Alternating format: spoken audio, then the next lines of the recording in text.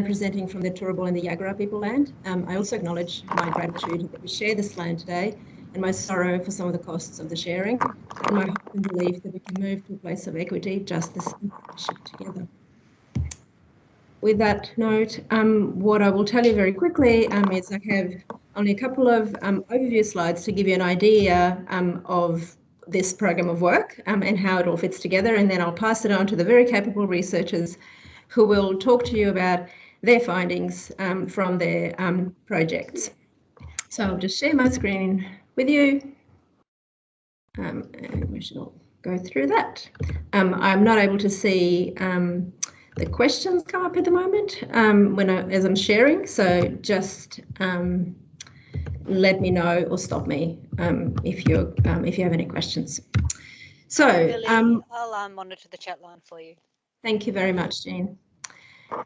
So the 5 projects that you will hear about from today are actually in response to the Research Development and Innovation Strategy that is part of the Water Quality Improvement Plan. So it delivers through the Water Quality Improvement Plan. The link to the strategy is just below on the right here, but what I've pulled in front of you, what you're seeing in front of you, are the 8 very high priority gaps that were found through the last scientific consensus statement process. So these projects weren't dreamt up overnight. They came from clearly identified gaps from the scientific consensus statement that then fed into the RDI strategy and were further refined, and then they went out to market to be procured. We ended up with a consortium of 12 research organisations, 40 experts from a really big range of human dimensions fields, so social behavioural scientists, economists, governance and marketing communication experts as well. And they're led by the 5 organisations that I have listed on the right. So James Cook University, the QUT, CSIRO, NC Economics and CQU. And they are all extremely capable people, so we're very privileged to have them working in this area and contributing to filling the gaps in the scientific consensus statement. So the 5 projects you'll be hearing about from today, you will hear these funny RP numbers. It just means a research project and they're just in sequence order, so it doesn't really mean anything else. But the first one is the Building and Policy Instrument Impact Model for REEF, which is led by the QUT. The next one is from the CSIRO, Reef Partnerships Review and the Synthesis. This is led by Bruce Taylor from CSIRO. RP227 is around understanding the influence of media and community narratives on the GBR water quality management, and this is led by James Cook University and Maxine Newlands. RP228, which is around understanding the human dimensions of land management practice change, and this is what Anthea Coggan is leading from CSIRO. And the last but not least is the supply chain and market incentives for water quality by CQ University and NC Economics, which John Rolfe will speak to today. They all address very different parts of this human dimension sphere, so I think you'll get a really good feel for the diversity of this field today.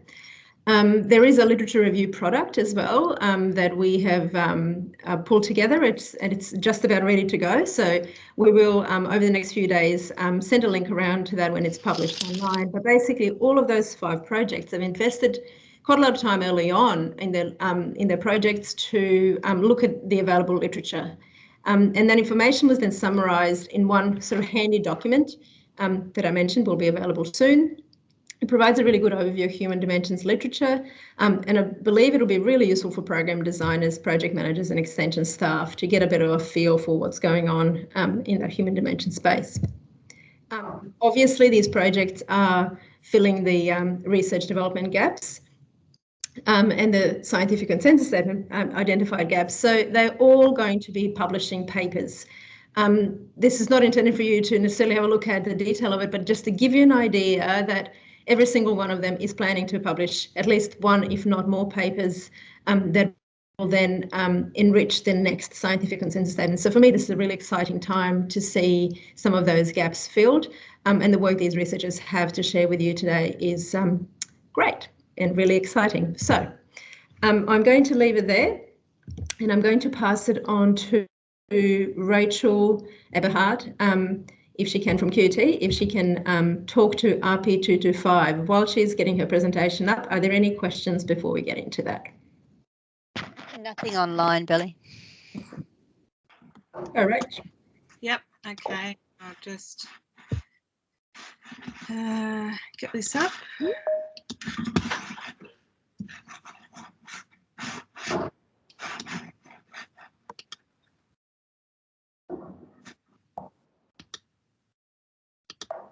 I have a appalling track record of being able to share on Teams. And it looks like my result might be consistent with I knew as soon as I invested in a long, complicated animation that this was not going to work. So, Billy or Karen, I sent you an updated copy this morning. Okie dokie. Happy to share it if you like. I've got it open. Got it handy. That'd be great, Billy, because I was just about to look for it. So no problem. Right. Sorry You about that. knew this was going to happen, didn't you, right? Teams and I just don't connect. No. All right. Here we go. That should work. Is that going to work? Yeah. Yep. Great. Okay. So I'm presenting on behalf of the big project team that's involved in RP225, and this has been a very exciting project and it's quite complicated, so I'm going to do my best to give you the sort of 101 tour of it. Thanks, Billy. Can we go to the next slide? Yeah. So as Billy said, there was a research priority which was identified, which was how can we evaluate the relative effectiveness of the mix of policies, programs and instruments? And that's the research question that this project is trying to address. So note that that's a how can we? So it's a methodological question, which comes in advance of saying, well, having developed the method, then let's evaluate. The diagram down the bottom, sorry, can we go back? Yeah, so the basic model of REEF programs is that we have a bunch of policy and programs that are seeking to influence the adoption of agricultural land management practices for a water quality outcome. We have a large and sophisticated monitoring and modelling system called Paddock to Reef that tracks and reports on what's happened in terms of adoption of practices and what we expect water quality outcomes to do. RP225 is upstream of that. So we're really trying to understand what are the mechanisms by which policy and programs influence the adoption of practices, and what does that tell us about how we can improve those policies and programs. Thanks, Billy. So this was my huge complicated animation, but I've turned it off for the copy that I sent to Billy as a backstop. So if you think of that, policies and programs leading to adoption of practices. So adoption of practices is the gold box. That's what we want to achieve. If we think rather than programs, investment programs or projects, which we tend to think of, that's the unit that we tend to evaluate. But if we think instead about policy instruments, we can think about three broad types of policy instruments. So these are financial incentives. So this is handing out or taking away of financial resources. So these are things like grant programs or some of the emerging incentives like reef credits or offsets. We also have reef regulation. Rather than make it, please. At strawberries, haven't you? No, I haven't. Well, yeah, quick. Hi, could someone please mute themselves? I'll have the strawberries. So we've got reef regulations, which are a set of rules by government, and they're to set a minimum standard of behaviour. And then finally, we have education and extension services, and they're about providing knowledge and skills to farmers to overcome barriers to adoption in that way. So they're all different, they have different effects. And to add to the complexity, we have not just multiple industries, but even within industries, we have a real diversity of farms and farmers, and we know those differences are important. And we have a whole range of farming practices that we're interested in understanding. And then when you add all that together, what happens in the middle is these hidden processes, the mechanisms of behaviour change. So these are about how instruments interact with the characteristics of farmers, farms and farming practices to achieve adoption or to influence adoption decisions or not, and that's through motivations and capacity. Thanks, Billy. So how do we do it? I won't step through the details here, but the key things, I guess, are to acknowledge that we have a large multidisciplinary team, and they're listed on the right. So that was an explicit strategy to bring in expertise across not just social sciences, but law and economics, governance, maths, modelling and evaluation. We've built a model. It's a model based largely on theory because of the lack of good data from which to build such a model. So it's fundamentally different to the sort of catchment model kind of that we're more familiar with. So the modelling process we've used is a Bayesian network, and that's got some really nice features in that it's visual, it's easy and intuitive to use, and it lets you explore a whole bunch of different scenarios very easily, and you can update it as you get more information available. Thanks, Billy. So there's the baby. It looks pretty complicated, and it is. We've got about 40 input nodes and probably, I think, about 30 mechanisms, which are the grey nodes. So if you go to the next slide, Billy, the model has sections that relate to different instruments, and so the blue nodes are input nodes that are about the characteristics of those instruments. So things like what's the level of, is it a large grant or a small grant, or what's the compliance program look like? The orange nodes are about the practice characteristics. So they're things like, is it a financially rewarding practice? Can you test and see results quickly? What are the environmental benefits? And then the green nodes are population characteristics, and they're things like skills and capacity, financial capacity, attitudes to authority. And down the bottom right is that gold outcomes box and an estimate of adoption. Thanks, Bill. So the beauty of the model is that you can explore scenarios. So you can, you've got those input nodes about the mix of instruments and the characteristics of how they're implemented, and the characteristics of the population, the characteristics of the practice. And out of that, you get an estimate. So that lets you look at what you might expect to see in different scenarios. And that's really the value of the model, is exploring scenario results. Thanks, Billy. So it's a proof of concept. If you think of the catchment models that Paddock to Reef are using, they've got 30+ years of high levels of investment. This is 18 months, but it's pretty exciting and it's significant from a research perspective.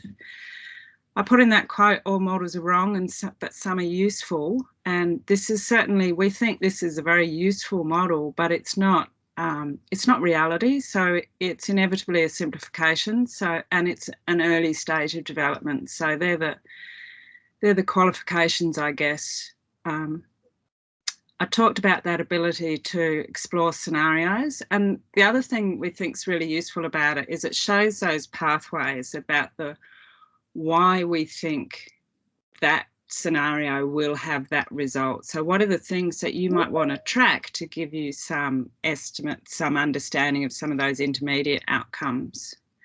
And of course, there's the ability to then use the model to say there's a real gap in this area. If we went and got some good data here, we could actually make the model much more robust. Thanks. Maybe click through all of these if you can. Yeah. So we're in the process of working on our final report at the moment. So these are sort of emerging findings, and we don't really have time to go into these in detail. So I'm just going to scan through these So the first is it is complicated, and also most instruments in the reef are actually hybrid, so we don't generally do single instruments. So for example, if you run a grants program, you've generally got an extension service that's trying to help deliver that. So that's a hybrid. The outcomes are surprisingly small, and I guess that makes sense when you think about of all the possible combinations of practices and enterprises. There's actually when you have there's a lot of combinations that are not attractive to farmers, put it that way. So if you don't have a good fit between practices and the enterprise and the farmer's motivations and capacities, then policy instruments are going to have very little impact. Whereas if you have a good fit, that's when you will expect to see outcomes. And that makes sense both from a theoretical perspective, but also from a practice perspective. So if you think about how our extension programs are increasingly targeted to the willing and the keen. Extension, we got a surprisingly low result, and we're thinking hard about that. And we think that the sort of take-home message is extension is necessary for all of the instruments, but it doesn't achieve much on its own. And the implications of that is we need to better understand the fit of practices to enterprise and that diversity across reef catchments. Upfront versus ongoing financial instruments. So this is grants versus credits kind of question. So upfront instruments are very effective because we know that upfront costs are a big barrier to adoption. But we had a real question around the ongoing financial instruments, which are quite new players on the scene, about not knowing the levels of financial incentive that will have a significant impact. So there's a real opportunity there to track, as those new instruments are coming into play, to track what they're achieving and plug some of those information gaps.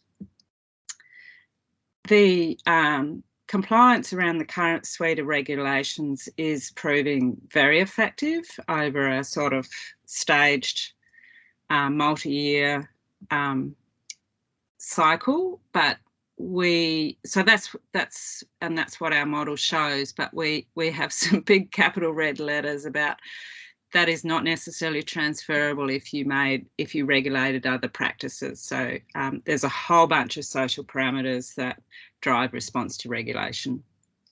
So overall, the key is about understanding the fit of practices to enterprises, what are the barriers to adoption and how the instruments can address that for those farmers that are interested in those particular practices. We think the modelling exercise has been really useful. We've all learned a heap through the process, and we've identified a lot of information gaps that will be useful, I think, for OGBR to think about going forward.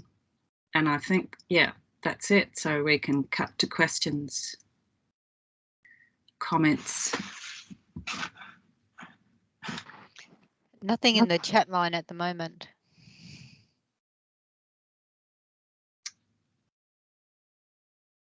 One from me, Rachel, if possible. Yeah.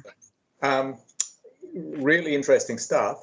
I would have thought structurally it would have been good to have had the outputs at the centre and then all the actions around it. So actions could have individually affected outputs, or there might be linkages, pathways around the actions to the outputs. I guess the outputs this is just the output of your model, but can you impose a desired structure on the model and then on the Bayesian model and then ask it to fill in a structure? Oh, so I mean, visually how it's represented, we can modify it, we can move things around, but there's a lot of connections, so it gets pretty messy. We've certainly looked at tidier versions that are a bit easier to communicate to people, and looking at subsections is easier. Mm-hmm. Yeah, I'm not sure I can say much more about that. No. Yeah, it just gives the impression at the moment that there's an awful lot of strategies and inputs and very little output. So it'd be nice visually to present it in a slightly different way. Yeah, I mean, you're right, there is an enormous number of scenarios that you can run, and I did the calculation and it was something by 10 to the 13, and most of those are not sensible scenarios. So, and we wouldn't recommend, you know, the tweaking one node on and off and thinking that the result that you get is a real result. It's more about the bundles and what are sensible comparisons to explore through that. We haven't really gone into detail, but we can certainly, like, you could explore more about outcomes at some of those intermediate nodes, like motivations and capacity, perceived benefits of a practice, and they're probably much more interesting than the magic number at the end. Yeah. There's a question from Nessa as well in the chat. I don't know if you can see that, Rachel. No, we didn't use adopt, but we have a lot of the factors are in common with adopt. So sometimes we have the same things described in slightly different ways. Yeah, so we built it from first principles using the multidisciplinary expertise that we had in the team. Oh, thanks for that. No, it's good to see overview. I hadn't got across any of these projects yet, so it's my first exposure. It's a big development from what we've had before. Yeah. And good to see you finally got your BBN, Rach. How many years have you been doing? You remember an IOC meeting about 10 years ago where you proposed the BBN for the reef. So. Never give up, Nissa.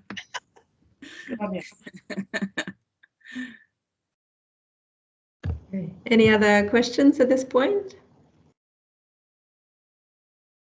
Rachel, you still have a fair bit of engagement to go with some end users as well, so we didn't really touch on that. But while the project is finishing in the next month, there's still a fair bit of talking to people.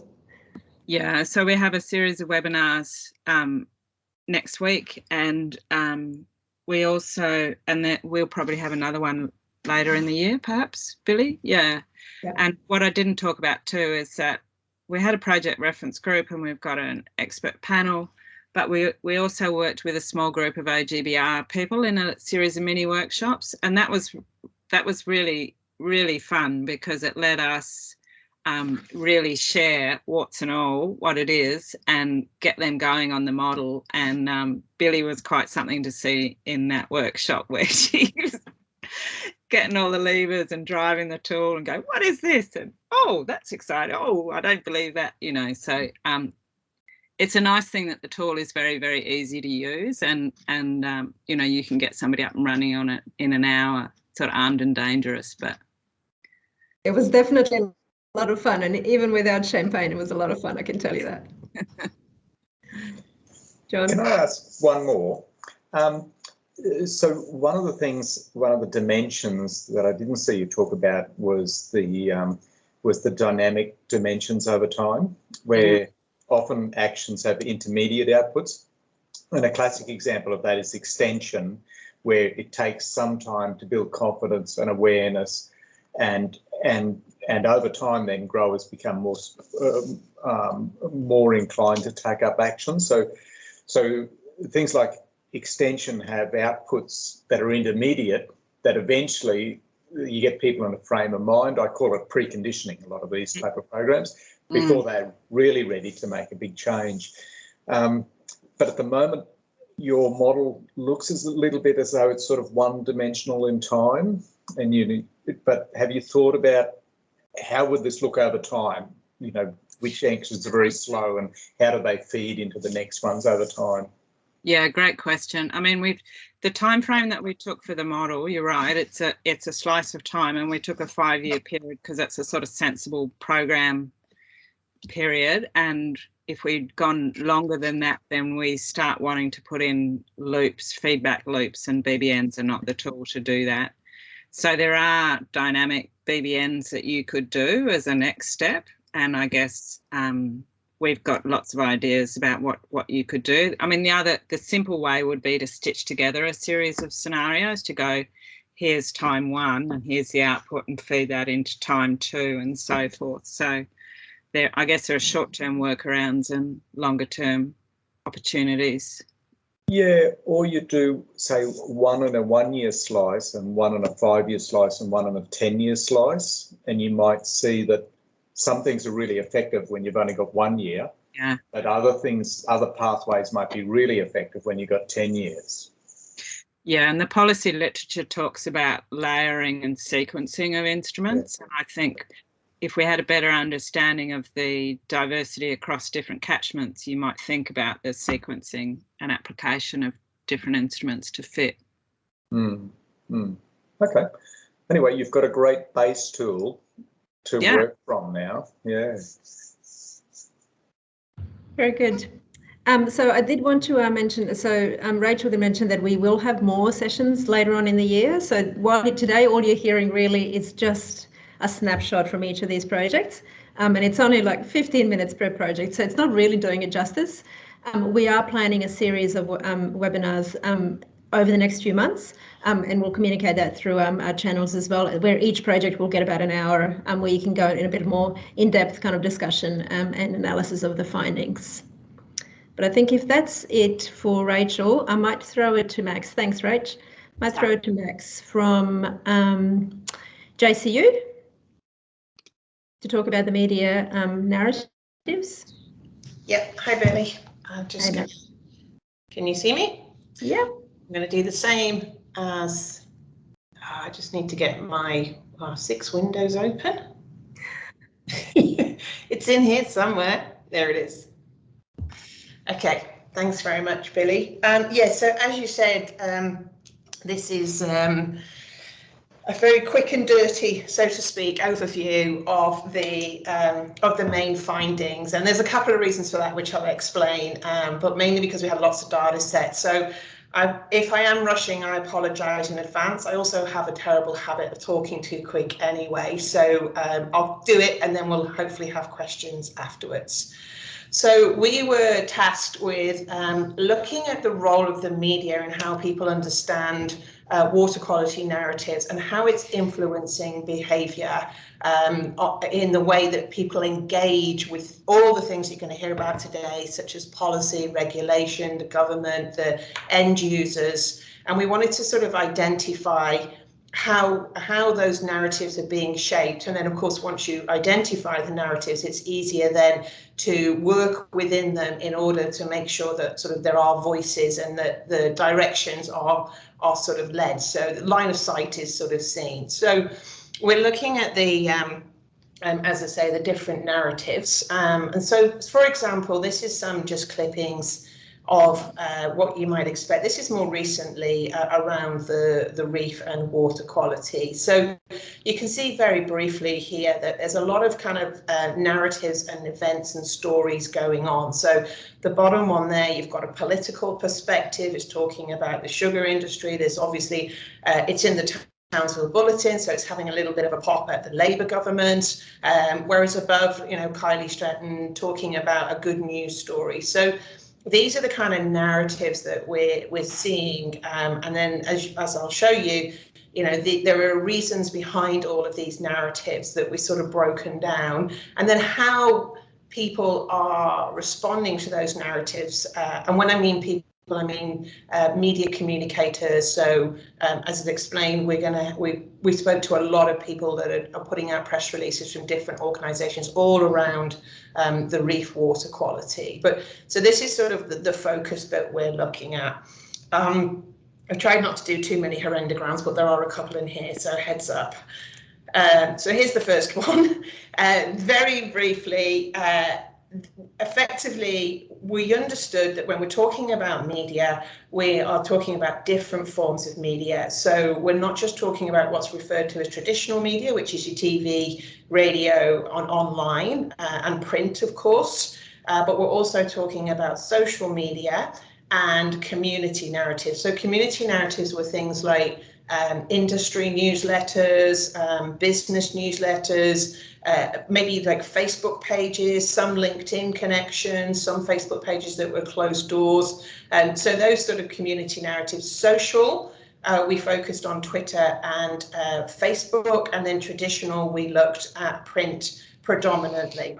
One of the reasons we looked at print is that it's the most consistent form over our time frame, which was around 2012 to 2020. That's where we took a sample of news clippings to find the narratives. That's our kind of follow on from the data collection, having done a desktop review and then looked at the grey literature, because we found that effectively there is hardly anything on media literature and water quality specifically. There is stuff around the Great Barrier Reef in the media, and that is an emerging field, but looking at sort of farm practices, land management and media, there is not a lot, there's hardly anything out there, so there's a gap identified. Then we looked at, we did a discourse analysis, both quantitative and qualitative, and then we ran this through a ground theory truthing process. So we kind of used the data and then tested it with a patisserie process. And we actually did interviews with up to 60 people, including farmers, journalists, and then we did what we're calling media communication labs, which effectively are focus groups with a group of comms people from industry. And the industries included ports, who else was in there? Ports, sugarcane, bananas, agriforce groups, agricultural groups, all the usual suspects. And so you can see in these diagrams, we kind of mapped out the areas in which we were and who we were talking to, and we covered them by NRM. And so we had these focus groups. So at the end of the day, we had hundreds of hours, or felt like hundreds of hours after all the transcribing of data. And that included the interviews both with farmers from NRMs and non-NRMs. So we went through the NRMs and we went through our own contacts and sort of snowball effect recruitment. Journalists, we tended to go with journalists who were more experienced. And that revealed a few results, which was quite interesting. And we also, as I say, had these media focus. So that kind of gives you an overall idea. And so we pull it together, and what we actually found was, and this could be partly because of who we spoke to, but we found there are two consistent narratives that are running at the same time. So you start talking to people that are actually creating media narratives, and they will talk about reef water quality to a certain extent, but they also talk about the media landscape in Queensland. And that kept coming up quite often. And the reason why water quality maybe wasn't getting as much traction as it should, the kind of issues around the reef more broadly when it came to media representation and how water quality fits in that, and the general kind of landscape in which they were working. So it was quite interesting that they saw that the media was, the environs of the media as opposed to the newspaper article that we pick up or read online. So I'm going to go through these quite quickly. So what did we find out? Well, the news values around reef water quality, we did find that there were some examples of success stories, but there was a desire, there was quite a lot of negativity around reef water quality narratives. And that negativity was found to be particularly around farmers, they felt, and land managers. They felt that they weren't being fairly represented within the narratives, and that there was a need for good news stories and examples of success stories as well, maybe through social media.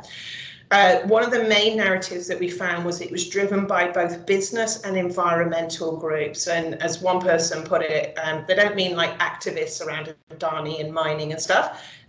They mean sort of conservation groups. So they are also quite strong in the narrative. And there's the main narrative as well there was a link. There had to be a link to local issues. So all the narratives were quite insular in a way. They focused on the audience, which is obviously right, but it focused on the audience. How does this reef water quality story have an effect on, they use the term, which is not a good term, the pub test. So they were sort of trying to use water quality in that way.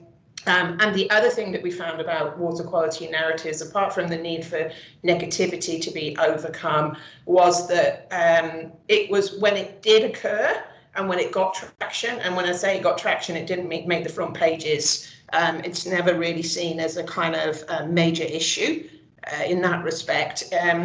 It would only be if there's conflict involved. So the narratives that we found were always around conflict, like that example where you've got Nick, the cat guy, who is, you know, trying to create some tension through his article or through his piece in the Townsville Bulletin. So it's really driven by conflict when it happens. And then looking at the actual landscape, as I say, if it's local, it leads. That's an old journo expression. That really is very true in this case.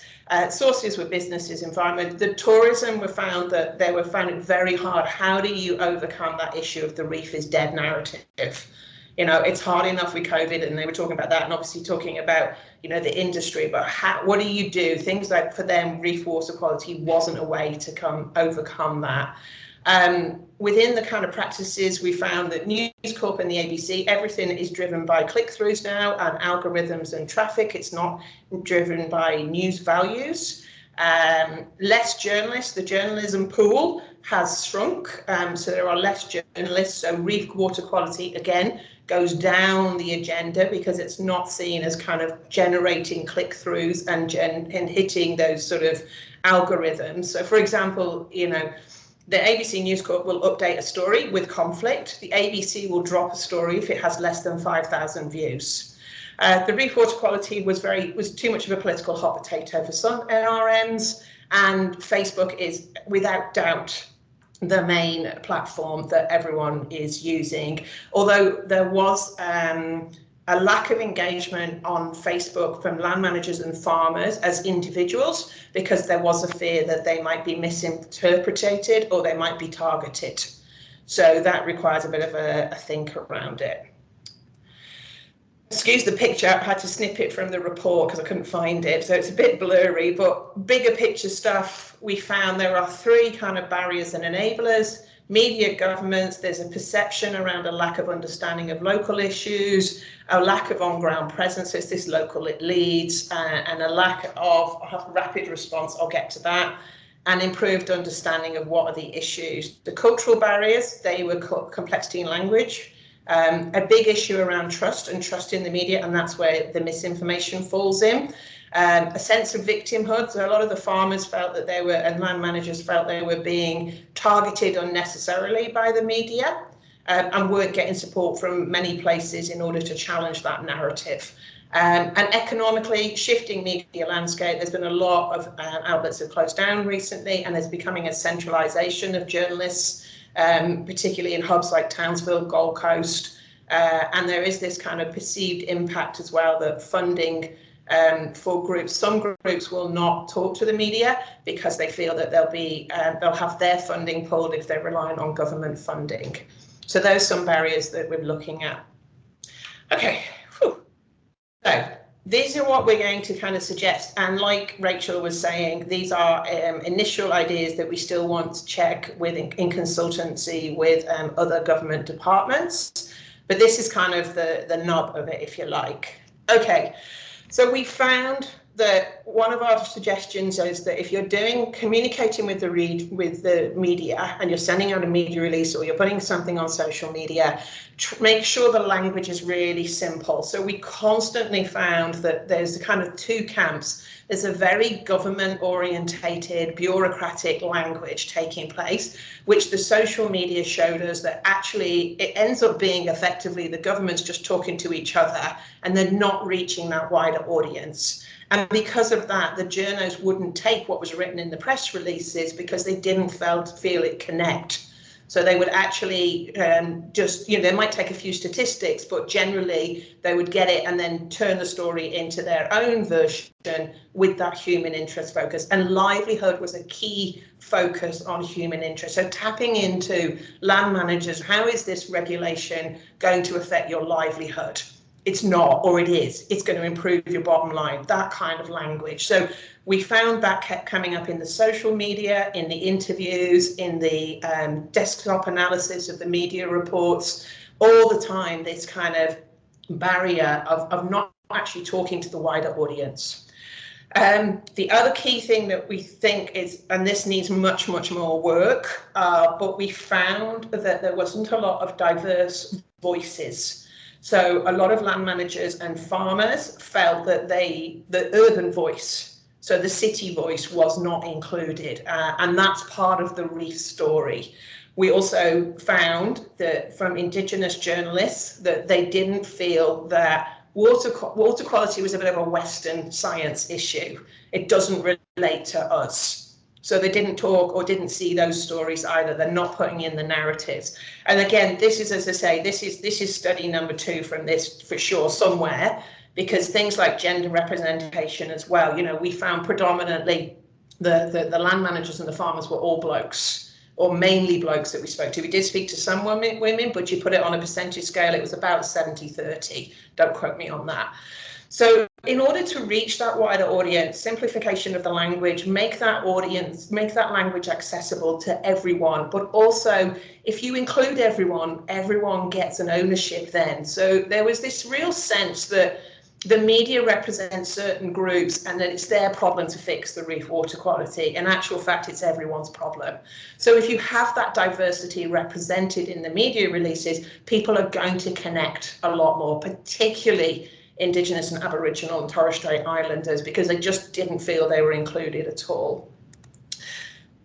This idea of local representation, this is an old one, you know, this is not new, this is not a shattering, oh, the bloody Southerners, no offence to everyone in Brisbane or Townsville, but that idea of, you know, they don't talk to us. But there was an actual interesting point that because people, so if someone's talking in central Queensland about reef water quality, a lot of people felt that it wasn't talking to them. It was a very generic approach, that it was specific to either the beef industry or the sugar industry, or something went out in the sugar industry connected, you know, around maybe regulation. And then so everyone in central Queensland was like, well, we do beef, so it doesn't connect with us. So having that stronger presence, and there's ways around that, you know, post-COVID or with COVID, you can be there without physically being there, but understanding those on the ground issues. So a lot of people in Central, there was an issue around erosion and coastal erosion, and that they sort of associated with water quality and reef and tourism, of course, as well.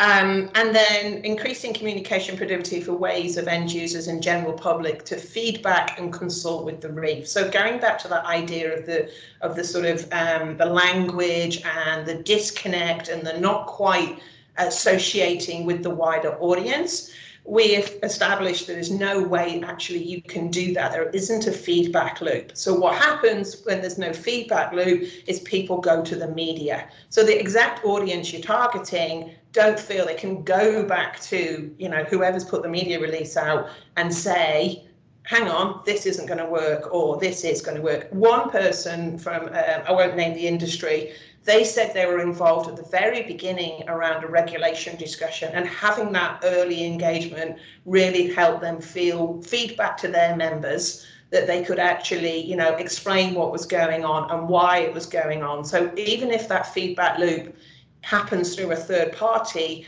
there's a sense it doesn't happen at the moment. And particularly journos as well, they felt that the feedback loop wasn't there, so they couldn't go and get a quote from government, and that kind of feeds into that algorithms quick, faster news cycle.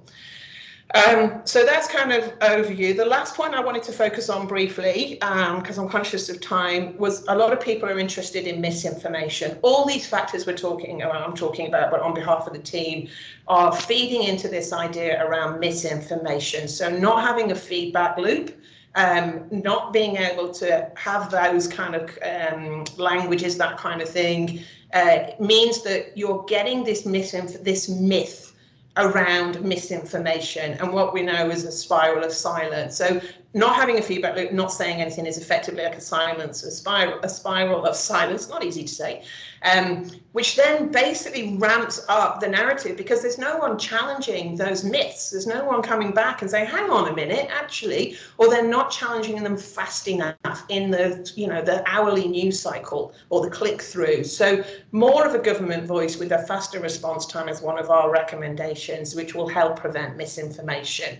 And I've done that in a really kind of horrendogram, and this is an extreme, you know, this is not everything is myth or false, but effectively something happens, regulations are announced. You either go one way or the other. If you say nothing, you start losing your voice in the narrative. And what happens in response is that somebody else just fills that gap. And that's when myths start coming up. So it's about getting ahead and being accessible. So that's sort of the main points and narratives, which I tried to sort of convey in a guideline-y sense. But as I say, that is work in progress. We're going to test it. We had a lot of data, and some of it we're still, you know, we've done the big picture stuff, but now we're really in the weeds and sort of pulling out those sort of specifics. So on behalf of the team, and also thanks to Jean and Billy for all their help with this, thank you very much. Thank you, Max. You have packed a lot into that 15 minutes. Thank you so much. I'm getting good at this. John, you have a question. Yeah, thanks, Billy. Very interesting study. Three quick comments. One of the things I would have liked to have seen was, is there more diversity or differences in extreme views over time? So has the media challenge been becoming worse? Yeah. The second one was OGVR organised a very interesting talk by John Cook from Monash University, and he had quite different recommendations to what you have. So I was interested to see whether you thought through his recommendations. Mm-hmm. And the third one's just a comment. It's really that at the moment your recommendations seem to be more about engagement in the sector and engaging, you know, broadening engagement rather than about the media.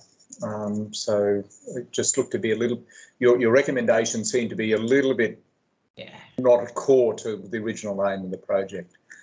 Sure. Okay. Well, I can actually answer 1 and 2 in the same context. Yeah, I actually drew on some of John Cook's work for that model that I drew, the diagram that I drew. So there has, outside of this project, I also do some other things, and we know that the reef has become politicised over time. We know it particularly spiked around when the Labour government came in after Campbell Newman and the rollback of the regulations. And so what I'd like to do is actually take John's idea of the debunking and the deconstruction and roll it back and look at the narrative and say, okay, what was the point? What was that switching point? And when the narrative became super political and the myths start happening. So it's really a typical deconstruction where you break it down. And then once you can do that over time, you can then actually look for those triggers. And when you see them coming, you can prevent them from happening. So that's a sort of way of controlling that. So I actually really like the stuff that John's done. I think the way that idea of debunking and deconstructing and stripping it back to that event is one way of doing it, sort of lessons learned, if you like. So I think they probably kind of sit together, but it does need a longitudinal study.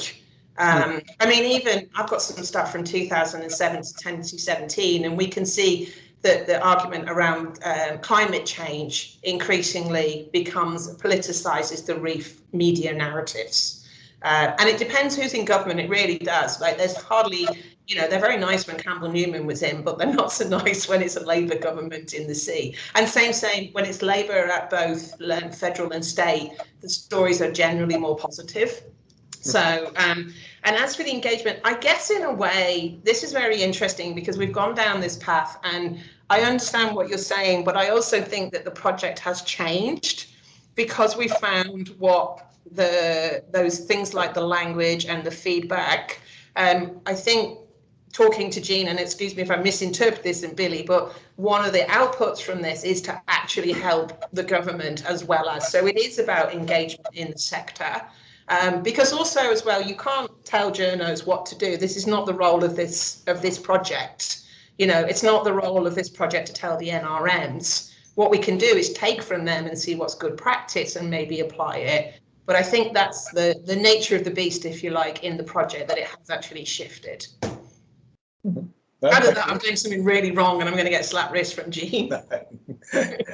No, you're right. If I can add to that, we actually see this piece of work not just being for government, it's being for the NRM and other stakeholders, communicators, and one of the things we've committed to is going back to the Reef 2050 communication group, which has all the industry sectors on it to have this discussion. And the second one is, because we've got John Cook's presentation on one side that sort of happened in the last month, and Maxine's data. And so Max and I were just talking through and planned a conversation next week about how we align these things going forward, because it isn't so much that John says don't be out there, but it's about how you're out there and having the conversation. And there is this issue that generally there's matters that we don't tend to discuss as a government body, and that's very much the style of the day. There's also an influence of that. So it is going to be about how we hit the balance going forward, recognizing we're in a period of myths and myth busting, but you don't necessarily directly tackle the myth. You'll handle it in a different way, but also being more timely about when we actually say that versus 12 months down the track. Mm-hmm. So there are nuances that we have to all think about over the next year, I think, in terms of implementation. Yeah. I think it's a really interesting point, John, that you raised. I keep going back to the original question that the RDI highlighted, and it was how can media and community narratives encourage behaviours that improve water quality? And I guess how I see this is sitting in a bit of a chain, because it doesn't sit, the influencing of media doesn't sit on its own. And just telling us that story, which Maxine has told us, she talked about the void, she talked about the myths and whatever. We kind of wanted something more practical as well on top. So I think it's kind of, the project has kind of gone a little bit above and beyond its own, original scope, because there is just so much really good stuff that's come out. So I think it's been really interesting. Interesting findings, and something that we knew was out there. We knew that the void was there, but actually seeing it written by somebody else, not just only government officers, is very useful as well, I think. Yeah, and I think it's also about looking at things like Facebook. How do people really interact with Facebooks? If it is in closed loops within their own sectors and everyone's sort of its own hub, well, then how do you interact with those if you're doing a broader communication type, or how do the local NRMs interact with those? Because if they become their own hubs, we don't actually see what's going on in those conversations, so we'll never see what's on those conversations, and neither will you, because you're not part of that conversation. But it's how do you broaden it out a little bit more? So just to finish, I don't know, this is just, pie in the sky, but there'd be two things that I'd love to see. Mm-hmm. One is a graph over time which showed positive and negative stories, the counts of positive and negative stories, and see how they spike or converge, over time, particularly in, there might probably spike after regulations, but hopefully over time they diminish. The second thing that'd be wonderful to see is a sort of diagram like we saw before from Rachel. So imagine you've got the media stories on Facebook, and here's the diversity, and then there's the ones on Twitter, and then there's the ones in the print, and can you display these nests of stories and perhaps the linkages, the strength of the linkages between them graphically? That'd be really useful, I think, in getting the messages across quickly. I think off the top of my head, there aren't linkages. That's the problem.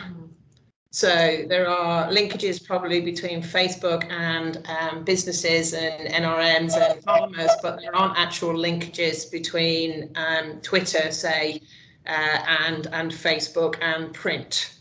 So because we found there's a bit of an echo chamber. Is that what you mean? Yeah, I'm thinking you might just draft something out of your understanding now that's just a conceptual diagram. Here are the different areas of print. This is the amount of activity, perhaps the size of the bubble, and then some arrows, and the size of the arrows would tell us, you know, the strength of the linkages that you think are going on. So if we can just bear with me 2 seconds, I'm just going to show you, as always, you have some backup slides, and this is actually Tracy who's on the call, but if you it's going to be one of these. We did a Leximancer. Can you see that? Is that the sort of thing you mean? So what we did with this was a Leximancer where we ran it through the all the kind of interviews and stuff to see where the reef sat. And as you can see, for them, people was the most important topic, and the reef was off to one side. And then you have other things like water, industry, and information. Is that sort of what you're meaning in the way of bubbles and? Well, yes, but a different topic. So I was thinking of the type of media for each bubble, but that sort of graphical representation would be great, Maxine. We could do that.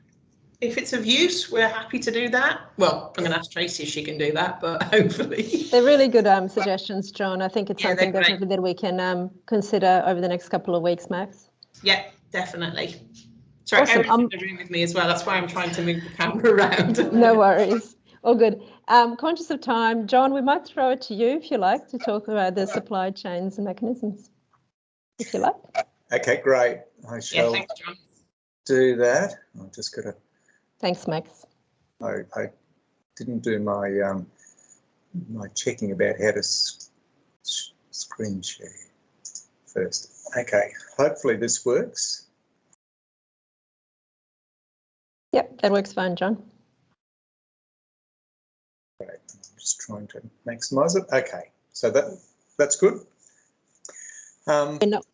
We're seeing your presenter mode, John, rather than your main screen, unfortunately.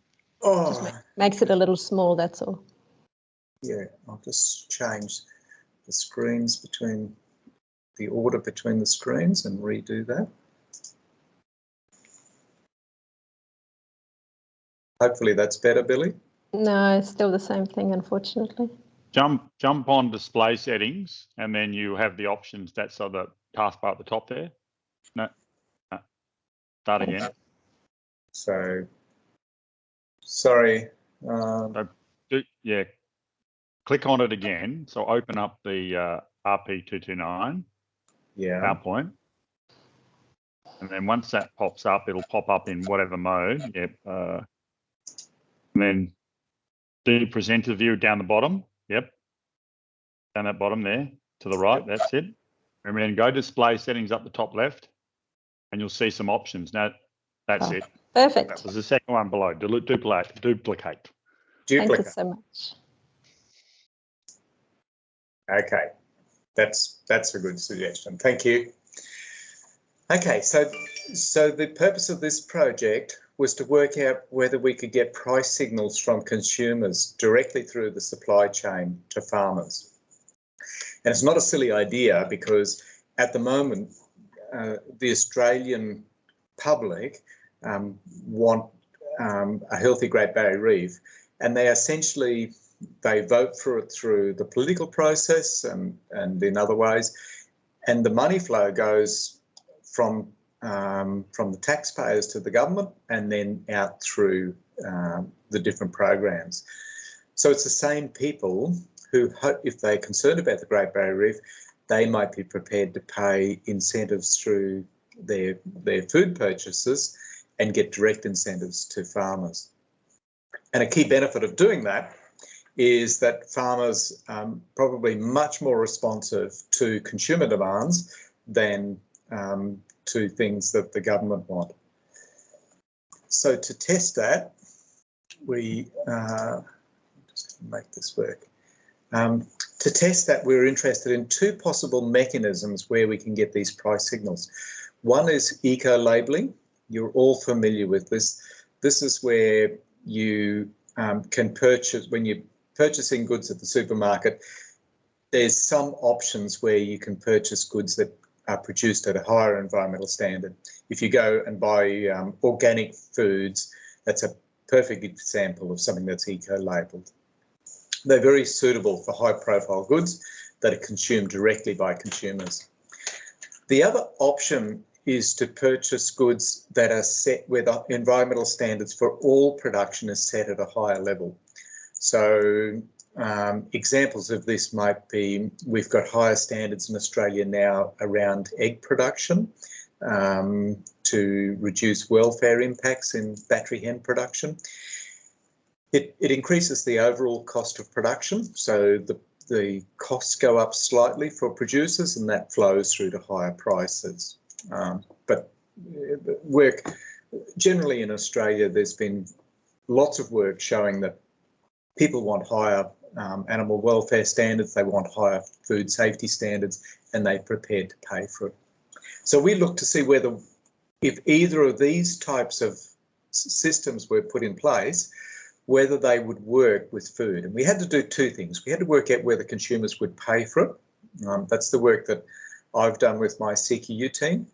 And the second thing we had to work out was whether the cost of transferring those price signals through the supply chain would it be too costly to do it, and would it be practical to do it? And that's what Jim Binney and his team have done in the Natural Capital Economics group. So we chose two products in the end to test this with. One was avocados, and the second one was sugar. On the consumer side, we surveyed 1,100 households about their avocado production and their avocado consumption, and whether they would look at different options for purchasing avocados that were reef safe. And we did a separate survey, again with 1,100 households, about sugar consumption and willingness to pay for higher standards in sugar. And then Jim's team looked at the supply chain mechanisms for both of those products. Now, we did different experiments to test this. So with avocados, because they are suitable as something that the consumer buys directly, we could ask the consumers whether they'd like an eco-labelling option, and we used a choice experiment for that, or whether, and we had another half, we split our sample of 1,100 people into two groups. One half did the eco-labelling option, and the other half did an environmental standards option, where we used a contingent valuation experiment to check whether people would pay more if environmental standards for production overall were lifted. And to check how important the Great Barrier Reef was in the context of the other issues that consumers might have been thinking about, we used a best-worst scaling experiment.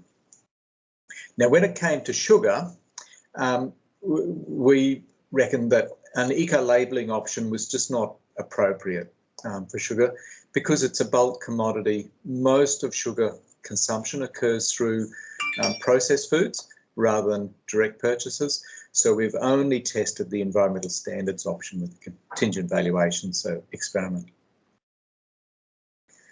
So I'm just going to show the results of the best-worst scaling experiments to give an idea of how important the Great Barrier Reef or high standards of production, food production in the Great Barrier Reef are relative to other things that are important to consumers.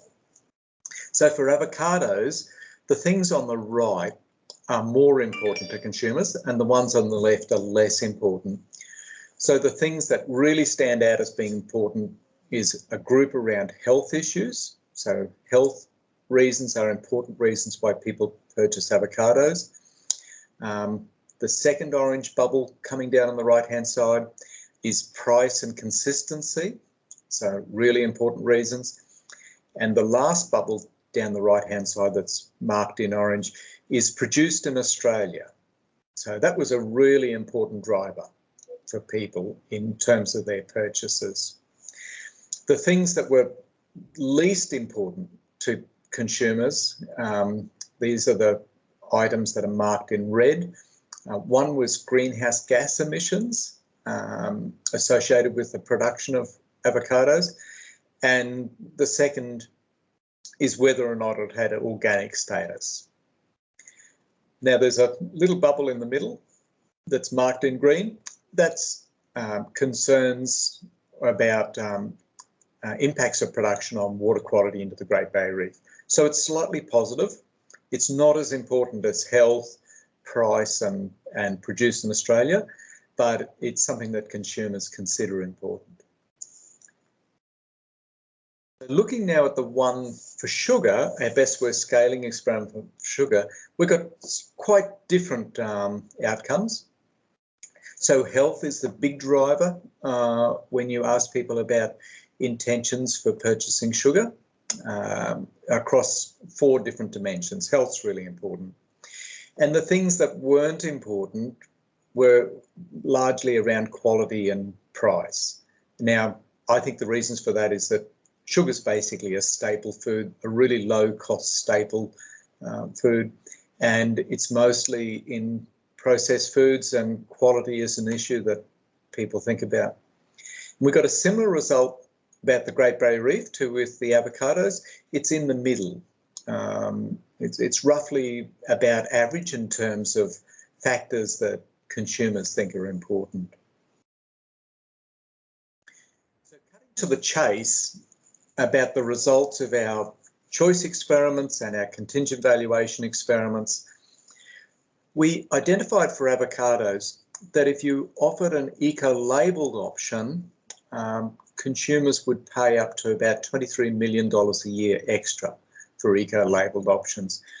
We worked out that 7.3% of consumers would pay 48 cents extra per avocado if there was a line of avocados that were labelled as reef safe or something similar.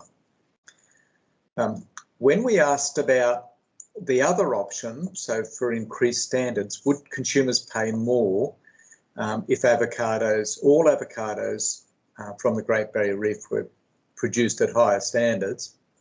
We got a larger amount per annum, 45 million, and it was a lower premium per avocado, 28 cents, and just under a quarter of the population or a quarter of the consumers.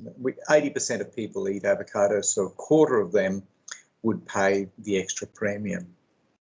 Now with sugar, we got a very similar end result. So here, we identified the premium that households would pay was $24.50 extra per year for sugar produced at higher standards, but about 20% of households would pay the extra, and that adds up to the 46 million. A little word of caution there is that there's probably a little bit of overlap with health drivers with sugar. So we've tried to take fairly conservative estimates of what the amount that people would pay extra for, and particularly the proportion of support. So the bottom line is there's evidence that some consumers are prepared to pay more. The tricky bit, I think, in terms of getting a policy change through is that while we got more than 50% of consumers think the reef's important, would be prepared to pay something, you can see here only about a quarter or 20% are prepared to pay the average increase that consumers said they would pay. So we didn't get up to that 50% that you'd like to see in a referendum. Okay, I'll invite Jim to call in now and talk about the 2 supply chain sides. Thanks, John. Look, we've just got one slide, one on avocados and one on sugar.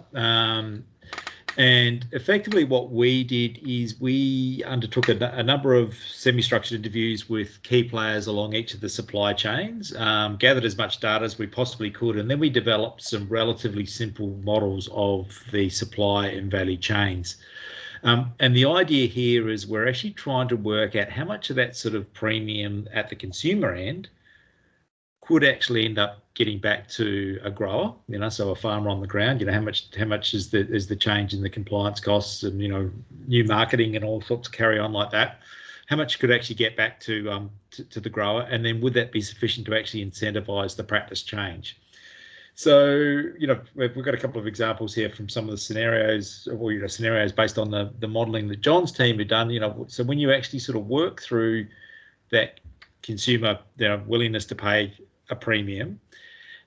For avocados, the costs for actually on-ground practice are relatively negligible. The key cost that everyone thought was actually that actually thought would be the greatest cost to the growers was actually ensuring there was actually inter-row vegetation between the perennial tree crops, and so that's largely code for having more grass between the rows of trees, and you need to actually keep on watering that. And so there's actually an impost in terms of the cost of establishing spray irrigation for the inter-row and actually paying for the water and the energy and so forth.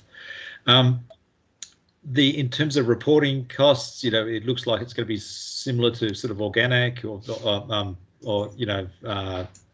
avocados and things like that. So a total compliance cost of probably around about 14 to 17 cents a kilogram. So clearly that sort of indicates that there's actually a bit of a premium there.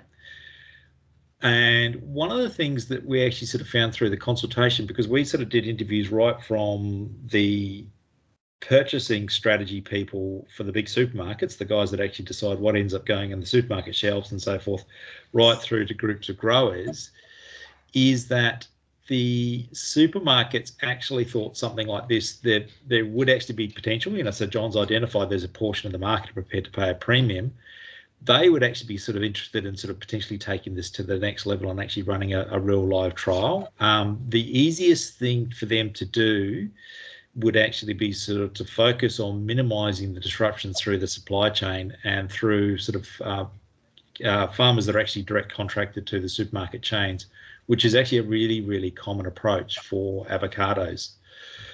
Similarly, we actually found groups of growers, particularly in the Bundaberg region, they're actually really, really prepared to do that. So this potential actually has there is actually a bit of a live potential here for this to actually sort of go ahead.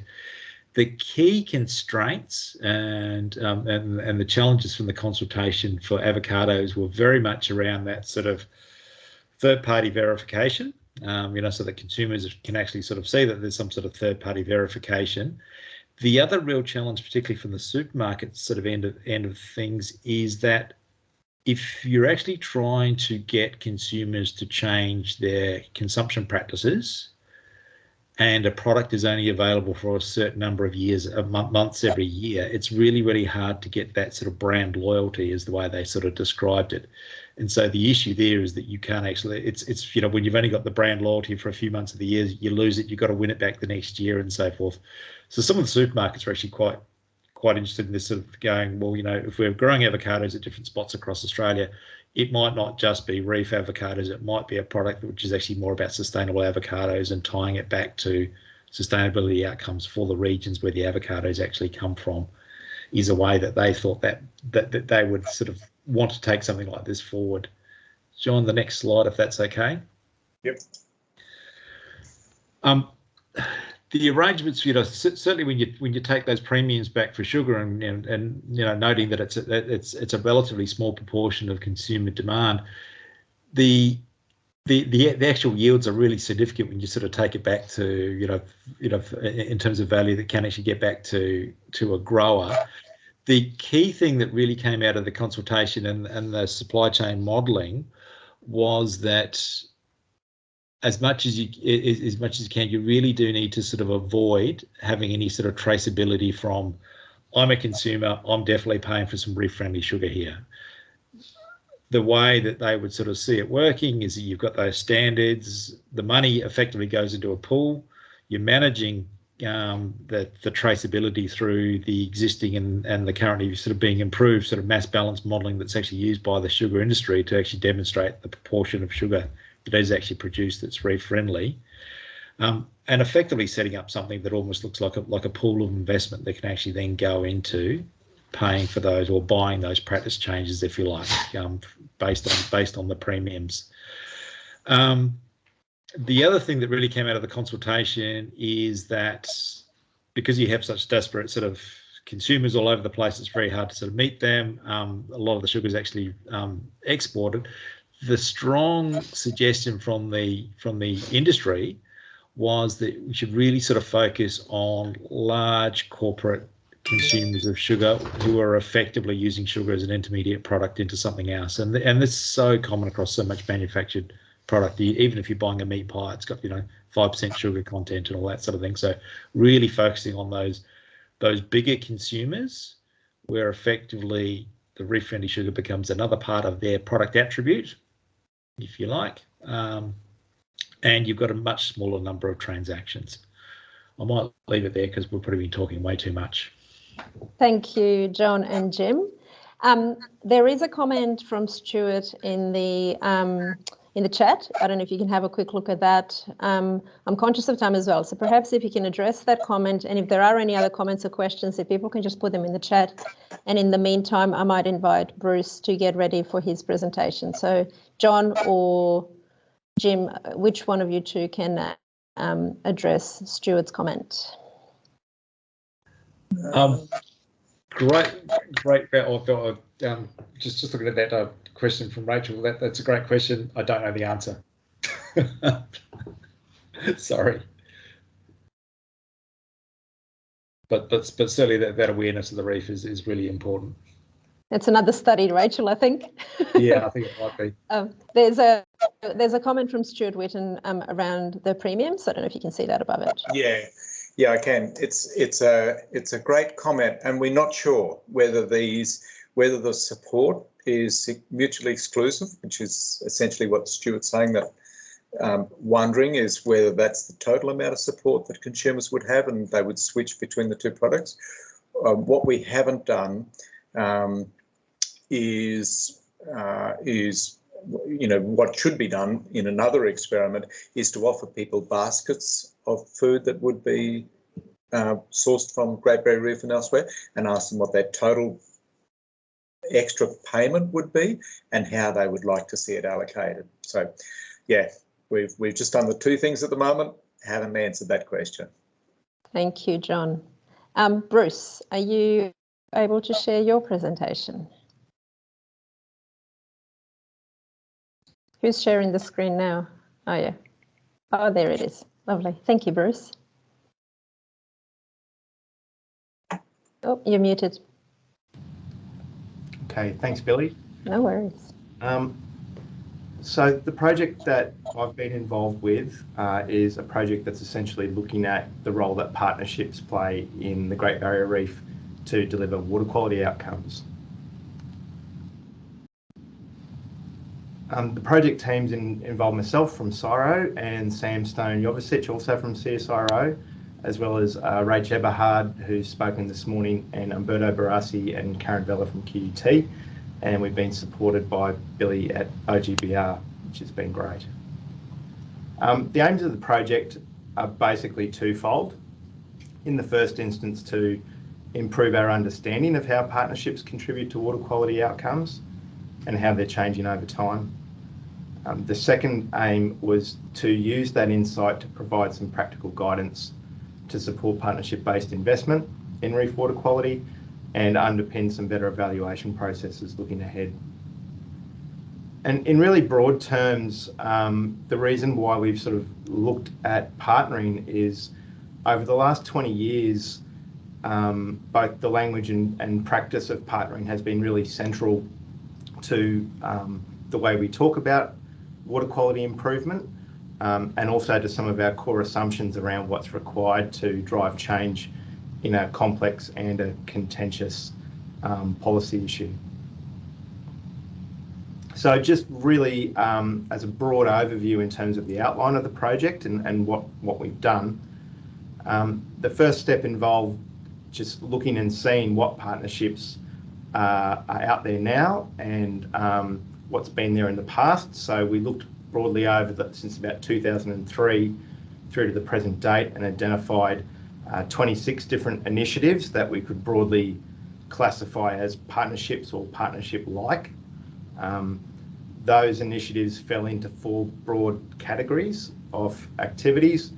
In the early stages, so back around 2002, 2003, most of those initiatives were focused around building consensus around policy and problem understanding, we started to see the emergence of regional report card partnerships, and those activities have persisted and grown in number over time. Into the latter parts of that time period, we've also seen a much stronger focus on partnerships between multiple groups that are geared towards more integrated and coordinated delivery of environmental programs. And again, towards the tail end of that time, we've seen relationships emerge that are focused on piloting and developing environmental markets or services related to water quality improvement.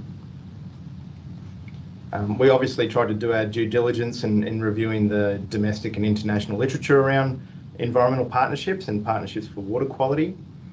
We've recently completed 20 in-depth interviews with a range of stakeholders and actors who've been involved in these processes over time. And it's probably worth mentioning that we decided not to select a small number of partnerships to study in depth, given the diversity that's out there, and instead we organised our sampling to speak to a range of key players who've been involved in multiple partnerships or partnership-like forums over a period of time and draw on their experience. I won't go into this today, but in terms of our analysis and interpretation, we've drawn pretty heavily on the work of a lady called Jennifer Brinkerhoff, who has looked at the role that partnerships play, particularly relationships between non-government organisations and government. And her work highlights two really important concepts around the role of mutuality and the identity of partners. And these, what we've found is that these two concepts have been really influential in the performance of partnerships in the reef. And the last sort of focus of the work that we've been involved in has been around using the insights that we've gained through the project to develop some guidance material. This is part of a definition that Brinkerhoff uses to describe partnerships, and she recognises that it's an idealised definition and actually hard to find and even harder to replicate in the real world, but it's sort of more the aspirational standard. And she defines partnerships as being geared around mutually agreed objectives, where the parties acknowledge and respect the comparative advantage that different groups bring to that partnership, and that's characterised by mutual respect, equal participation in decision making, mutual accountability and transparency. And importantly, she differentiates this idea of partnership from other forms of relationships between organisations. And we'd be sort of familiar with some of those relationships, such as contracting. The second category she identifies is extension, and that's not as we think about necessarily as agricultural extension. In this case, she's referring to where a central group or a more powerful group basically enlists or uses local groups to action its objectives. And I guess you could think of an example there as being governments working through GPs to support a vaccine rollout, where it's basically an extension of that central group's objectives. And the last type of relationship of co-option can occur even where the starting point is that there's assumed benefit between the parties, but over time one party's interest comes to dominate or subvert the interests of the other. In terms of the scope of our analysis, we've sort of approached the study and the interviews looking at three levels of partnership activity. One is, if you like, the blue circle on that diagram that looks at interactions between individuals within the context of the partnership itself. Then we've also considered the relationship between that partnership and the I guess the member or sponsoring organisations that are working into it. And lastly, the broader institutional and physical environment in which that partnering is happening, and that at each of those kind of levels or scales of activity, there's a chance for both opportunities to emerge, but also for risks to emerge. So I'm just really going to skip through some high-level findings from the interviews now, just to give you a feel of of the types of issues that came up in those conversations. Firstly, some of the reported benefits and reasons for partnering that were mentioned in the interviews. Absolutely, there was a strong commitment amongst most of the organisations that we spoke to that this idea of partnering was a necessary and good thing to do, particularly because the challenge of addressing water quality is complex enough that they need to be able to draw on a wide range of skills and experience to get the job done. Interviewees also spoke about the role of partnering in terms of stabilising relationships, particularly in an area such as water quality, where there's often contention and conflict that's possible between groups. Partnerships were seen as useful for organisations to perform or to demonstrate that they were making progress on an issue and publicly show that they were taking responsibility for action. I guess the usual range of benefits that you might expect, such as people spoke to benefits that come from joint planning, accessing diverse skills, extending their reach, the role that partnerships play in experimentation and providing more flexible forms of program implementation. And undoubtedly, partnerships were seen as preferential to other pathways for change, such as regulation. Government interviewees spoke about some of the vertical benefits that come through working more closely on the ground with communities, such as building local relationships, building trust, and the improved learning that flows from that. And as you would expect, there were stated benefits around just some of the instrumental outcomes associated with parties getting access to resources to achieve their own goals, to protect their interests and to increase influence in the process. There are also a number of limiting factors or challenges that different interviewees reported. Some of the more common ones and certainly some of the more influential ones included that in the water quality space, over the last 10 or 15 years, the fact that investors, both government and non-government organisations, often lead from a position of quite narrow policy goals and with a very strong focus on nitrogen and sediment load reduction. And because of that, this was kind of seen to narrow the opportunity for partners to include their goals in the mix. A second issue is around that often, because these relationships are made up of kind of multiple moving parts, it's often unclear what the dominant logic of the relationship is, whether it actually is a partnership or whether it is more of a contracted service delivery relationship or some other type of arrangement. So some of that lack of clarity also leads to concerns, particularly from investors, around accountability and transparency in delivery of work that's sought to be delivered through partnering, and also raises issues around competing accountabilities. I think agricultural industry organisations face this in a very kind of real way, and they spoke to this about issues of trying to balance accountabilities to other partners and to investors, whilst also trying to maintain accountability to their core organisational identity and their constituents. Government also has its own challenges in terms of balancing multiple roles, both as investor, as partner at the table, but also in parallel responsibilities it has as a regulator in the mix. One of the future issues that were sort of raised as a potential area of concern or challenge is that where there are existing multiple local or regional arrangements that exist, in the past, for example, regional RM bodies, there's been a bit of a push towards uniformity or consistency amongst these sort of groups and how they operate, and that this push towards consistency, not always, but has the potential of undermining some of the advantage that these organisations bring in terms of being unique or sort of organisations that are tailored to specific local contexts.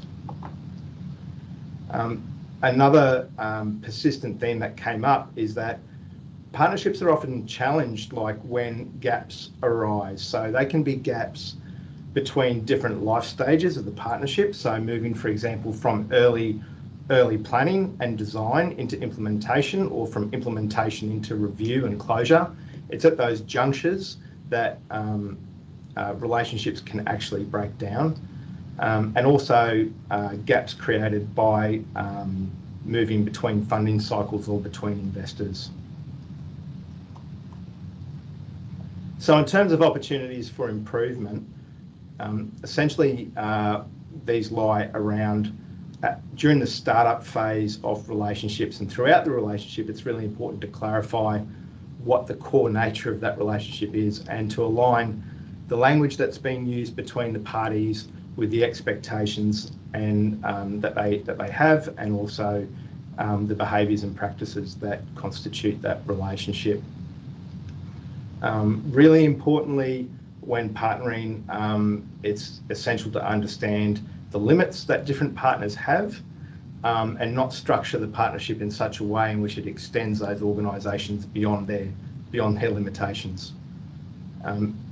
The importance of setting achievable and inclusive goals. So I think for water quality going forward, there's an opportunity to revisit how do we accommodate water quality policy objectives plus a broader suite of interests if there is a desire to continue to use partnerships as a primary mechanism for action.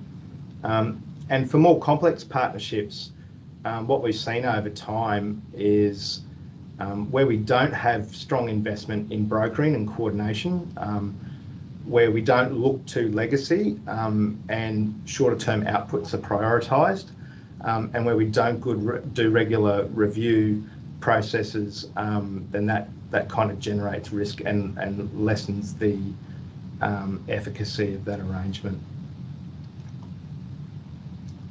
So in terms of finalising the project, we've produced 2 milestone reports, one that shows the catalogue and the typology of partnerships, and a second that presents the literature review and the trends. We're currently in the process of writing up the final report, which is for the interview analysis, and finalising the guidance material, and we're looking to have this completed by the end of the month. Thank you, Bruce. Thanks, Billy. And obviously the published paper as well at some point. Yes, of course. No worries. If I can get anyone who has any questions, if you want to pop them in the chat and Bruce can answer them there. I'm conscious of time and the fact that we need to give Anthea some time to present on her project too. So Anthea, go ahead, please. Okay, I tried to watch very closely as to how John managed to share his screen. And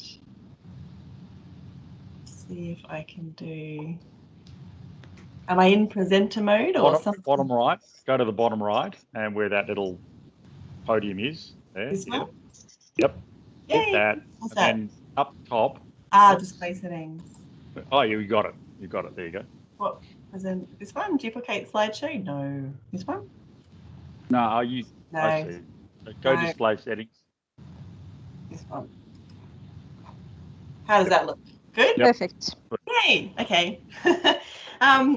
Thank you. So I'm going to try and stick to the 15 minutes. This is the last one, and I noticed on the agenda that the title is slightly different. So this is about understanding the human dimensions to land management practice change. And I am representing a fabulous project team, which included Peter Thorburn, Simon Filkey from CSIRO, Rachel Hay from JCU, and Jim Smart from Griffith University. And we also had a steering committee that included OGBR, Billy, and Pamela Batchelor on it. So we're all familiar with the diagram on the right-hand side about the targets for water quality and land management practice changes that feed into the REEF 2050, and that whilst we're making progress on some of these land management practice change goals it's slow and will be insufficient. So the focus of this this project was to look into the human factors as to why this was the case, and to think about perhaps how these could be supported to be improved into the future. So we had a two-step approach. We started with a literature review to synthesise the existing knowledge around the human dimension, so the social, economic, institutional and cultural influences to practice adoption. And whilst there is a lot of literature, it does tend to be quite separated into the discipline of focus, so economics or social or institutional. So we tried to bring all of that together. We focused on how these factors either drove or created a barrier to land management change. And we wanted to look at what the current gaps in understanding were, because the second phase of this research was to have a deeper analysis of a number of gaps. And what we ended up doing was we wanted to look at two of the main industries in the reef catchments, grazing and cane. We ended up looking at transaction costs and thinking about what was driving transaction costs for graziers when it came to adoption of practices. And we looked at sugarcane, and we looked at the social capital, power and trust in cane communities. And Simon Fielke led that one, and I'm going to try and do that project justice in my presentation today, but questions to that probably should go to Simon. So one of the main outputs from this project so far is the publication of the key findings from the literature review. And to use Max's term of the horrendogram, we integrated a lot of that literature into this figure, which is in this paper, to sort of how all of these human dimension factors work together or affect each other into this process of learning and adoption, or partial adoption, or adoption that leads to disadoption. So we tried to bring all of that together. There's been a little bit more, some more papers published in this area since we put this figure together. So this is quite a moving feast space. So you can go and have a look at that paper in Marine Pollution Bulletin if you want more information of the overview of the literature. Okay, so we decided to focus on these two gaps. I'm not saying these are the only two gaps, but this was where we decided to focus our attention and effort for this project. The first one was around transaction costs and adoption in grazing. And the reason, or I guess the motivation for this focus, is that there was some literature that said that there was an understanding of a perception of high transaction costs for graziers, particularly when it came to engaging in grants and tenders, and then conducting these improved land management practices. But there wasn't a lot more on kind of what the extent of these transaction costs were, and we didn't go into extent. We looked more about sort of the causes and the impacts of this perception, and if that perception was actually the reality. And the other one was around the social capital and the trust and the power, and particularly how do group dynamics, trust and power influence the trialability of adoption of practices. And the interesting focus of that second area was around the collective rather than individuals when we think about social capital, trust and power. So what I'm going to do is I'm going to talk about some of the, I guess, the key methods and key findings from both of those focuses before I finish on sort of a broader reflection of this project, and particularly as it links to some of the other projects that you've heard about this morning. So the transaction costs and adoption of improved land management practices in grazing. So what are transaction costs?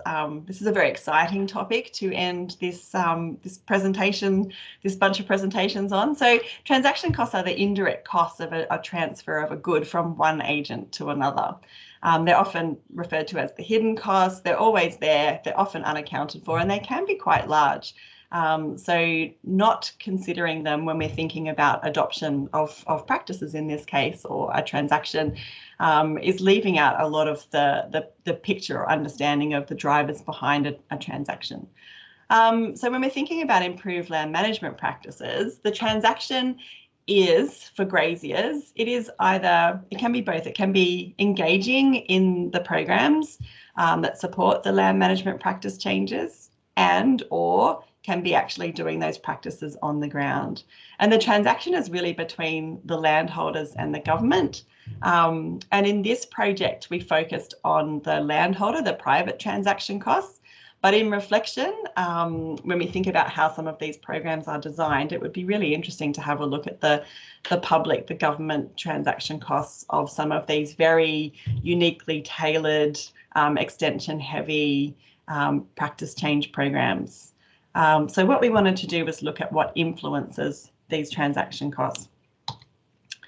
So to help us with this, we have gone back to the transaction cost theory, which basically says that transaction costs are influenced by the characteristics of the transaction, how often the transaction takes place, how observable the outcomes are from it, the levels of uncertainty and risk around the transaction, the specificity of the information or the investments that need to go behind that transaction, and whether or not those investments are transferable to other activities or transactions. And then on the other side of this figure, the characteristics of the transactors. So what their past experience is, what their level of education is, what their trust is in the transactors, whether they have common preferences, whether transactors are likely to be opportunistic and therefore need more heavily binding contracts, for example. And those two components then sit within or under a banner of sort of the institutional environment or arrangements in which those transactions take place. So the way we tried to, I guess, articulate this project was to have conversations with landholders and then reflect back on these sort of theory, these theoretical based drivers of transaction costs. So to do it, we ran a number of semi-structured interviews with graziers engaged in 2 land management programs in GBR catchments. One of them was the GRASS program, the Grazing Resilience and Sustainable Solutions program. And we were very fortunate to be invited along by a number of Queensland Department of Ag and Fisheries officers to run a session in one of their GRASS workshops to ask landholders about what they've done on their property, what was helping, what hindered, what did they want to do in the future, what they needed to help with that, those future objectives. And then also to attend a number of landholder visits and then have like a further conversation about these things to start to unpack what these might mean in terms of perceptions of transaction costs and actual drivers of transaction costs. So that was one program, and the other one was the Landholders Driving Change Exploring New Incentives program that is being was run by the North Queensland Dry Tropics. So for that one, it's a new program that provides, I guess, financial support for landholders to invest, often in capital investments on their property to make a property management change. Not all of them are necessarily water quality change outcomes, but the thought is that if these landholders, they haven't engaged with programs in the past, and if they have a positive experience with this engagement, then they might become more interested in programs that support water quality or support management practice change for water quality outcomes in the future. And there were 10 landholders that have been involved in this E&I program, and we managed to speak with all 10 of them. One of them didn't want to proceed with the study, so we've got the information from 9 of them. So just very briefly, what we found in terms of what increases the transaction costs. So obviously cost to learn about the practice, and particularly if it was a technology heavy practice, and we found this a lot with the E&I program, there was high risk and uncertainty and for a high financial investment in a technology that the landholder hadn't trialled on their property before or had seen trialled on other properties. And so that was generating a transaction cost to sort of jumping in and having a go at that. And the E&I, by providing that financial, I guess, the kickstart, overcame the financial risk but also reduce the information collection costs because landholders could trial it on their properties and see if it integrated with their current business model, what else they might need to change to be able to keep going with this in the future. So in this slide, you can see I've got some italics, and the italics are there to highlight some of the I guess, the recommendations on how to capitalise on these findings. So obviously, the Exploring New Incentives is quite a large financial investment by the government. And so we suggest that landholders being able or supported to communicate their findings to a broader audience of landholders, primarily through sort of peer-to-peer learning rather than arduous reporting, means that those early trialings, those early learnings can be spread across the landholder population, and more landholders can see, look over the fence and see how things are going, and reduce the transaction costs to understand how these things would work on their own properties. The second dot point is related to specialised knowledge. So in transaction cost theory, this is about asset specificity. So if you have a transaction that requires a high level investment in, say, information that you are unlikely to use in other transactions, that's a big barrier to actually doing that. That will reduce your interest and ability to make that investment. And we found this a bit in relation to some very specialised knowledge to conduct activities such as, for example, one that kept coming up with landholders was around contour banking. So landholders understood the importance of contour banking, but they didn't have the specialised knowledge to know exactly how to do it and where to do it on their properties. And so therefore, this was a barrier to actually doing this practice change. And many landholders noted that there used to be soil support or soil conservation officers that were easy to access in their areas and able to tell them exactly how to do this contour banking in a way that wasn't going to have negative implications on other parts of their properties. So just providing this support for this very specific information could be one way of reducing that transaction cost, or perhaps upskilling a number of landholders. So having this, I guess, new skill could be part of their expanding their own business, whether they became sort of an information supplier of this in their community. Extension staff turnover was seen as a driver of transaction costs, and this relates to the next slide when we think about things that reduce the transaction cost. Relationships were really, really important for all the landholders. They found that when they had staff turnover of these extension staff, it was definitely a disincentive to engage. It became very costly to know who to talk to know what information they already had or that you already had from them. So some ways to overcome this would be longer term contracts for extension staff, and even rewards for extension staff for the relationship management side of their, I guess, of their operation. They're not just out there talking about agricultural things, they're building relationships, and these relationships are really important to getting people to commit and start their journey in land management practice change. Some other ones was around the disparate information about support. Many landholders said that they knew there were things out there to help them, but they couldn't find them. They weren't sort of centralised. So some cross-government coordination of information could help in that respect. And then complicated applications and reporting. There was a lot of experience across a range of different programs, and obviously landholders prefer easy applications and reporting, but obviously this needs to be linked to the level of investment that government is making. So just tailoring those things. Okay. So what reduced the transaction cost? Once again, these relationships. So yeah, once again, the long-term contracts and the recognition as relationship managers on the extension side, keeping those extension staff in those jobs and motivated to maintain those relationships.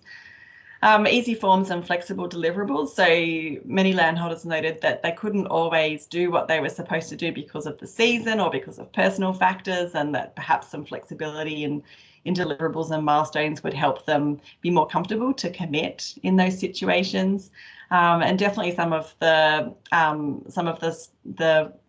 support behind, for example, the grass program with the maps and the paddock assessments and the very, very personalised information sharing that's going on with that program was a big transaction cost reducer for the landholders. They could see their properties, they could see exactly what they wanted to do, they could talk about it, and it made it a very real and easier thing for them to envisage. Okay, so I'll be quicker on this one because I know less about it, but this project was run by Simon Filkey and links to the RP25 that the Queensland Government has also funded, social capital, trust and power in sugarcane, and relates to water quality monitoring. So the motivation behind this project was that there was a perception of a need to change, but it's influenced by social norms and group interactions. And so the focus was that how does social capital and social change happen at the collective level rather than just the individual level? And because of the link to RP25, the question was, can collaborative farmer initiated and led improve land management practices? And in this case, it was water quality monitoring, where a group of farmers initiated water quality monitoring points on their properties. Can this farmer-led approach change group perceptions and practices and therefore adoption over time?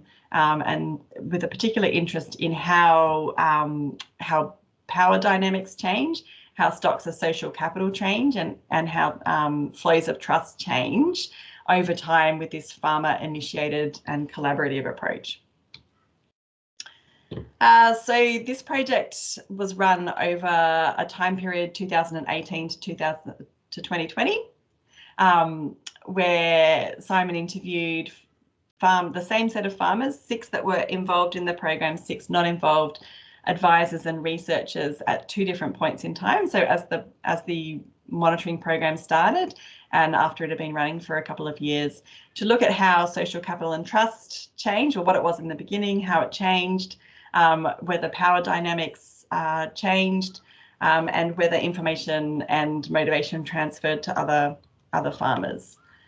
So some key findings, and Simon is at the final stages of writing up a paper on this one, so this will be hopefully submitted over the next couple of months. So initially there was evidence of a lack of linking social capital between farmers and researchers, and between farmers and others, so farmers from other sectors and government is where that others is, and a lack of trust, and primarily around competence trust in researchers and government. But the water quality monitoring program in 2020 revealed that experience was beginning to generate some competence and commitment trust between farmers, advisors and researchers. Critical to that process, it was found that there needed to be commitment and credibility and a high presence of advisors and researchers to engage farmers and to generate this collective approach. And these advisors were critical to brokering farmers and researcher trust. One of the challenges that Simon found was that farmer-led projects to build trust can actually restrict some of the researcher interest. And actually the next slide over, yeah, it's this one, kind of explains that better in terms of power dynamics. So because this is a farmer-led project, there's a lot of negotiation around ownership of data and findings, which can actually be a disincentive for researchers in terms of engagement. And also some concern about data falling into the wrong hands. And so that sort of data sharing conversation continues. In terms of the social evolution, it was found between the 2 time periods, the farmer-led approach strengthened the bonding social capital between farmers. It was generating linking social capital between farmers, advisors and researchers, and was starting to, I guess, was forming the groundwork for bridging social capital, there was some comments about perhaps sugarcane farmers could engage banana farmers in some of their learnings, bring them on board to this water quality monitoring. What was also interesting, and this is what this little red cross here is, how in fact some of the more popular policy approaches such as regulation or competitive tenders can actually break down some of these social evolution, I guess, advances that this collaborative approach can take. And I think that's just a really interesting reflection, particularly when we come back to the project that Rachel led in the Bayesian Belief Network. Is once again, it's about the sort of interactions between policies over time and how one policy can lead to a certain change in social structures, and that all of these dependence things need to be taken into account when thinking about effectiveness and what improves, but what perhaps gets damaged in the process of some of these instruments. One of the ongoing challenges, hang on, there it is it's quite slow to make change. It's quite high cost, and definitely we found that with the grazing example as well. And that there's generally a long run expectations from farmers about a long-term investment in these types of approaches that don't necessarily align with some of the drivers for researchers and advisors. So some of that link between how researchers are rewarded in terms of publication metrics, etc., perhaps need to be realigned to some of the relationship, dynamics that go behind these social evolution approaches. And just as I was starting to think all about this yesterday and how it all goes together, these two examples that we focused on are quite unique, are designed quite specifically for these particular areas, and I think Bruce also mentioned this as well. And so some bigger picture thinking might go around sort of the scalability of these very focused approaches and the costs and benefits of this scalability over time, and also the positive and negative impacts of the interaction between approaches, as I just mentioned, especially when we're sort of in the context of some change urgency. So I'm just going to leave it there. So yeah. Thank you, Anthea.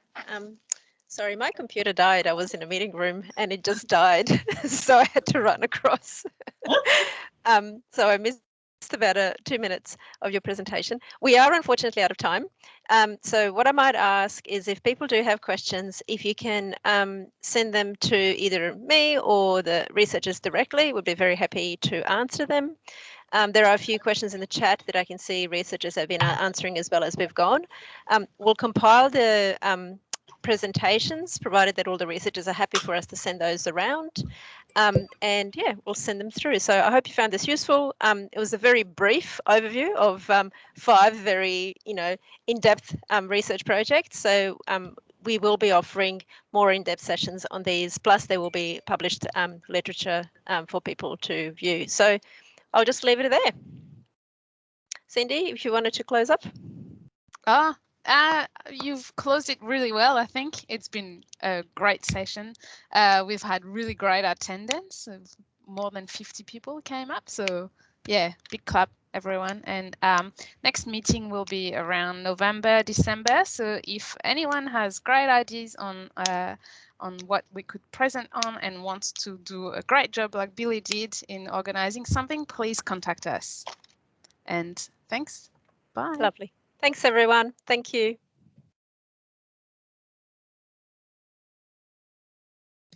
Thank you.